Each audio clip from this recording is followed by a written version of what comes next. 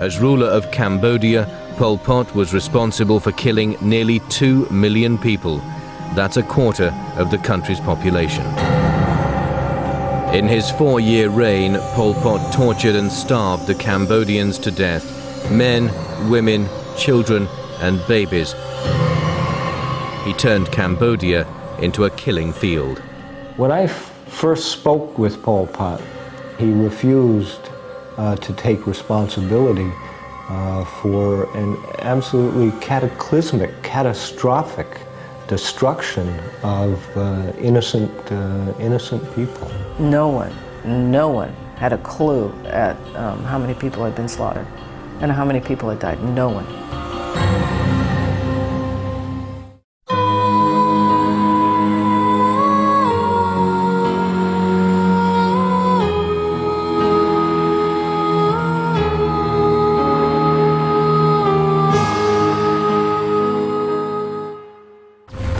On the 17th of April 1975, a guerrilla army known as the Khmer Rouge entered the Cambodian capital Phnom Penh, victors of a 5-year war against a government backed by the Americans. The Khmer Rouge leader was a man most Cambodians had never heard of. When it was announced that Pol Pot, a rubber plantation worker, was the new prime minister, no one had ever heard that name. It wasn't until late 1978 when his picture began to appear in communal dining halls that his own brothers and sisters realized that it was their brother who was in charge of this government. Pol Pot was born in 1925 on a rice farm north of Phnom Penh in a Cambodia ruled by the French.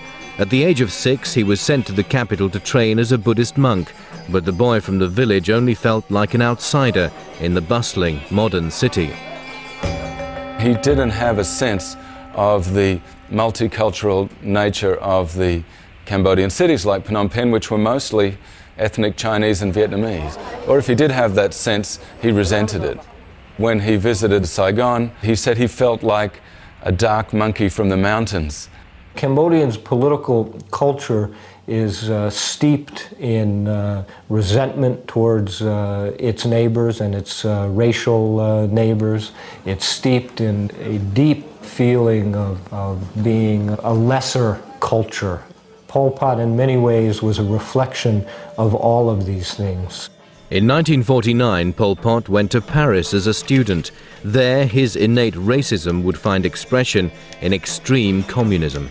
The years that Pol Pot was in Paris was probably the most hardline Stalinist party in Western Europe, a very rigid doctrinaire party. The terrible things that happened under the Khmer Rouge between 1975 and 1979 did indeed have a lot to do with ideology, but more to do with racism, with chauvinism, with nationalism.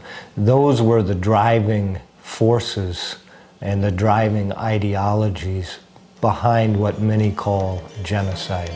Pol Pot returned to a newly independent Cambodia in 1953 and joined the underground Communist Party. Outlawed by King Sihanouk's government, Pol Pot and his comrades fled to the countryside to wage a vicious guerrilla war. Even then, Pol Pot had his sights on ultimate power. Pol Pot was more likely than not responsible for the execution of his predecessor as leader of the Communist Party in 1962. He was a man who was able to hold on to power while eliminating any and all opposition. Pol Pot's ruthless march to power was boosted in 1970 when the Vietnam War spilled over into Cambodia.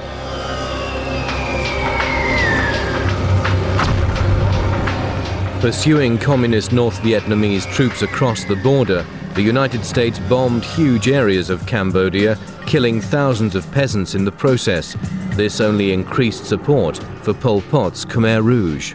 There was this terrible mixture of historical events and terrible Cambodian political realities, which ended up with an orgy of mass murder, of which Pol Pot, without any question, was the architect. By April 1975, Pol Pot's Khmer Rouge were in the capital, Phnom Penh. When they achieved victory in April '75, they felt they were in a position to put in place and to carry out an extreme, pure, total revolution of a sort that was more extreme, more total, purer than any other revolution in history. When Pol Pot and his army arrived in Phnom Penh, they immediately evacuated the entire population into the countryside. In what would be known as Year Zero, Pol Pot began to destroy and rip up Cambodian society, reducing it to a state of primitive barbarity. It was very frantic, it was very chaotic, very scary. They just screamed and screamed into the bullhorn that said we had to leave. 2 million Cambodians living in Phnom Penh were evacuated in 72 hours. It's the take the basket and dump it upside down theory. You broke up every organization that anybody ever had. They were cut from their family, they were cut from their friends, they were cut from their professions, everything. Believing the city people to be contaminated by their past lives, Pol Pot would rewrite their histories. Money was banned, the Buddhist religion outlawed, and the country's name changed to Kampuchea. Then he dispersed the city people to peasant villages throughout Cambodia, where they would grow rice and build dams for the revolution. Here, in this idealized peasant state, he would purify them through hard labor and brutality.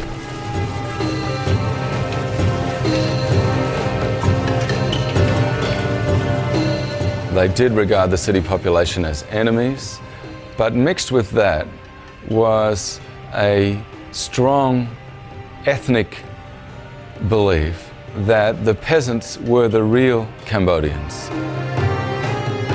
We were from day one, because of our skin color, we're targeted. Lighter skin meant that you probably came from a more corrupt class. Darker skins were good because it meant you worked in the field. It meant you worked to grow rice to support the revolution. Little more than nameless, faceless slaves, the city people would literally be worked to death. You work 12 to 16 to 18 hours, working in the field, growing rice, harvesting rice, building dams. There's a lot of people do a lot of harsh work. I mean, people work. They work you until you drop dead. The Khmer slogan that time was to keep you was no gain and to destroy you was no loss. So we knew that human life was cheap and that if we did not produce, we would be killed.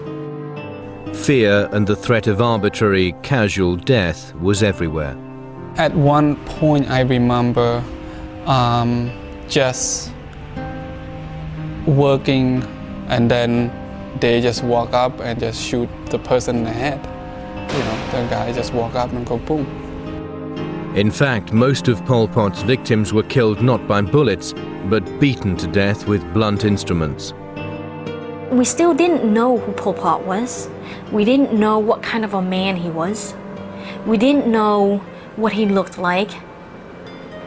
And I remember just hearing all these accolades and praise about this mighty person, this strong person, this person who loved us, this person who wanted to bring our country back to its glory days. In Pol Pot's peasant utopia, starvation claimed most lives. The huge influx of city people into the rural areas meant there was not enough rice to feed them. Even the peasants themselves began to starve. And indeed, rice was withdrawn and exported by the party centre while these people were dying in massive numbers of starvation.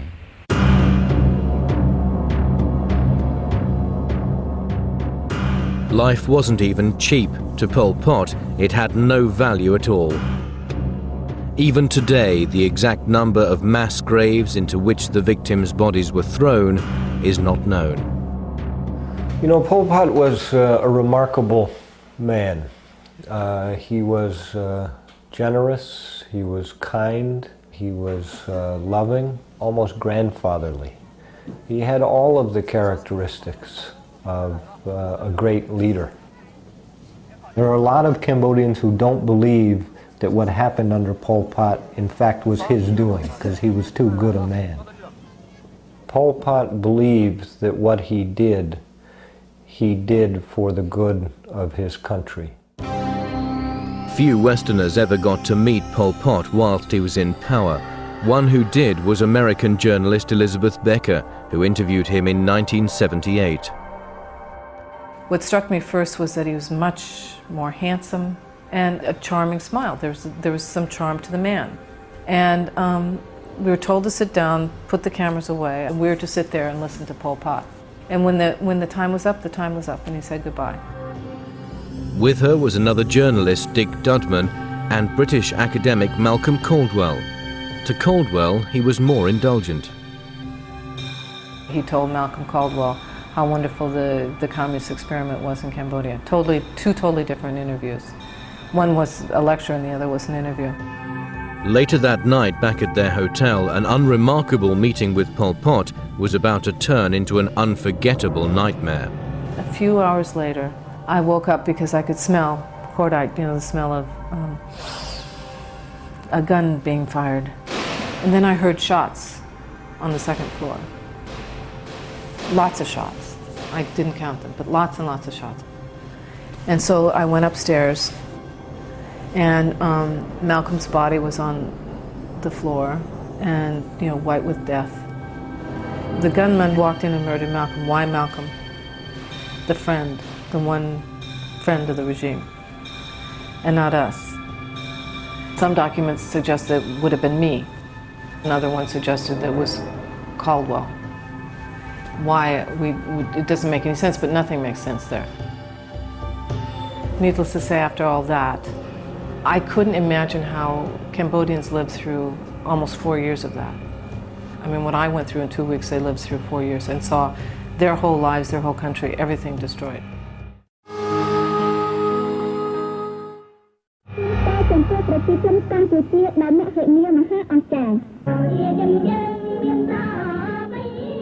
Within 2 years of Pol Pot coming to power, hundreds of thousands of Cambodians lay rotting in mass graves.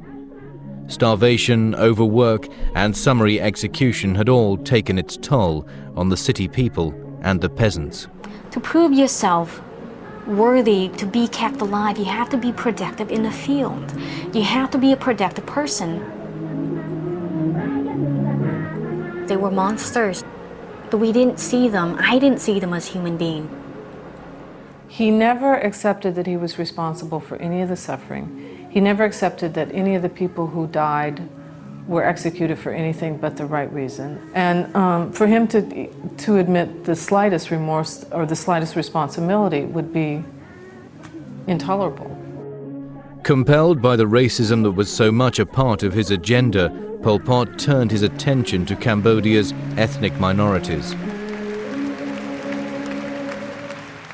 The Chinese were probably the largest ethnic minority in Cambodia, and half of those perished in the Pol Pot period.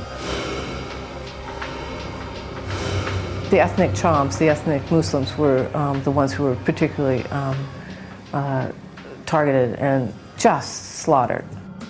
Pol Pot's most extreme persecution was reserved for the Vietnamese who lived in Cambodia. There were reports in the Khmer Rouge period of Cambodian men married to Vietnamese being instructed to kill their Vietnamese wives. Husbands who had been married to Vietnamese were also killed. People who could speak Vietnamese were also killed. People who looked Vietnamese were also killed. There are no confirmed reports of any ethnic Vietnamese surviving the entire Pol Pot period. Yet while Pol Pot's control over Cambodia grew, so did his paranoia. Midway through his reign of terror, he began to see enemies everywhere, even amongst his own supporters. There was a huge bloodletting in 1977.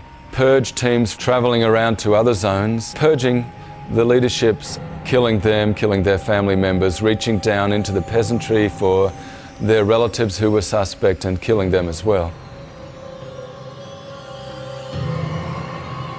When he took over in 1975, there were 22 members of the Central Committee of the Communist Party. By the end of his reign in power, 3 years, 8 months, and 20 days later, 18 of those 22 members of the Central Committee had been executed. Most of the executions took place at an old school called Tul Sleng. Known as S21, it was established by Pol Pot to torture and kill his political enemies.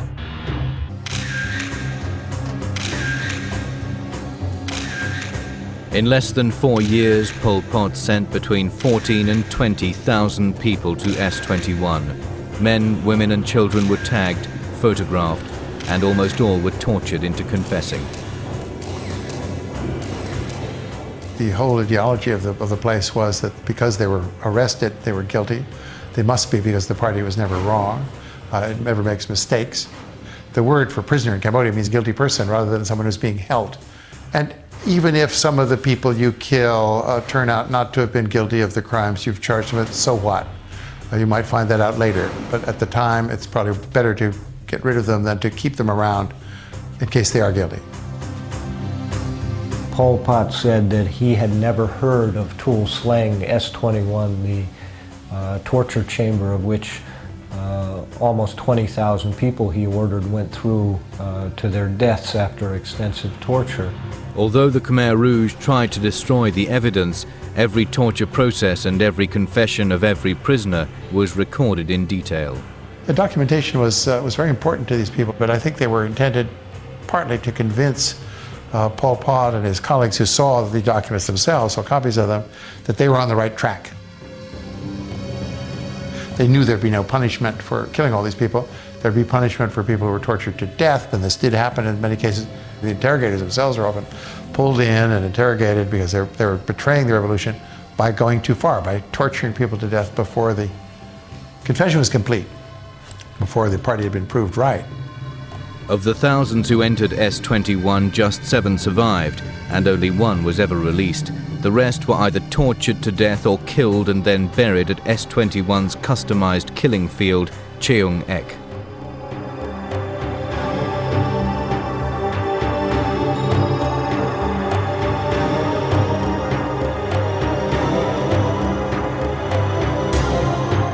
This was a systematic regime doing some systematic, cruel things to its own people for reasons that were demented but made sense to them.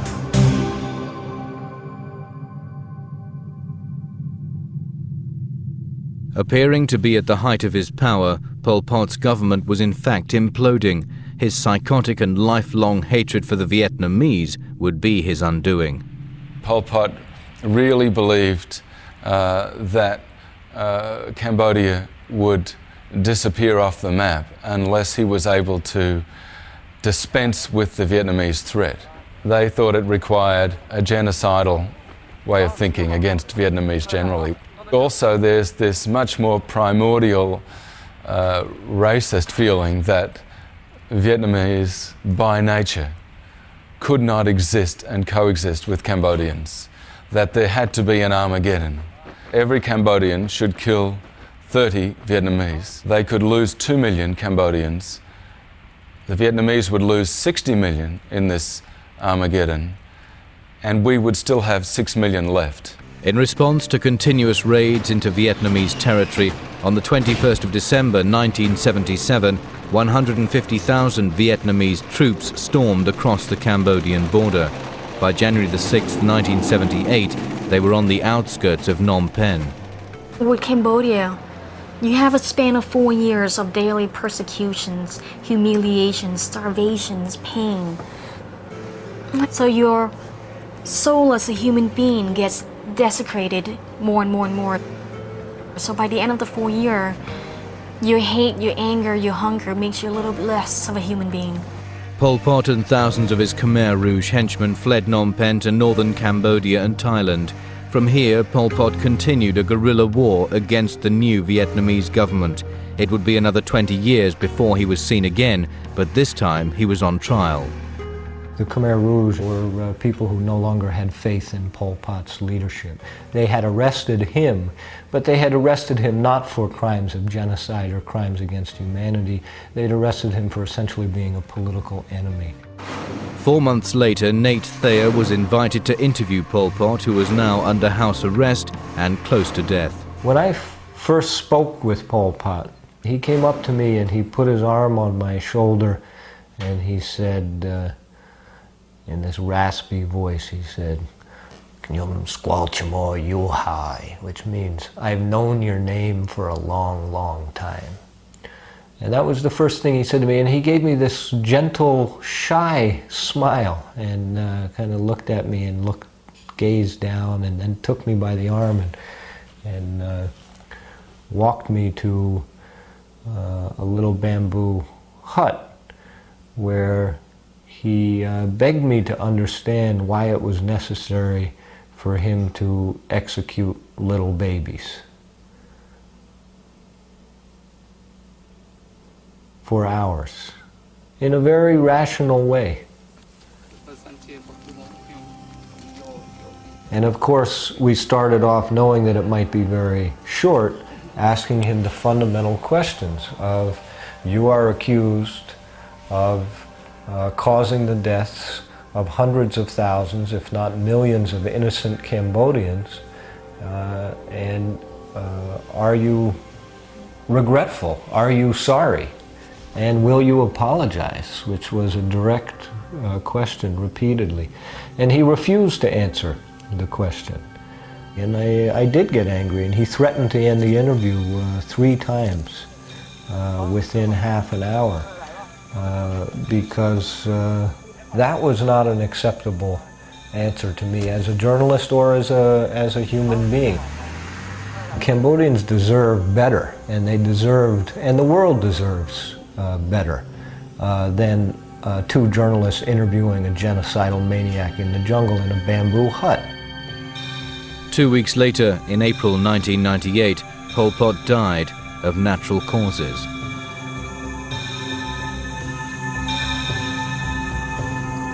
The madness unleashed on Cambodia by Pol Pot and his colleagues will never be forgotten, but so far it has gone unpunished.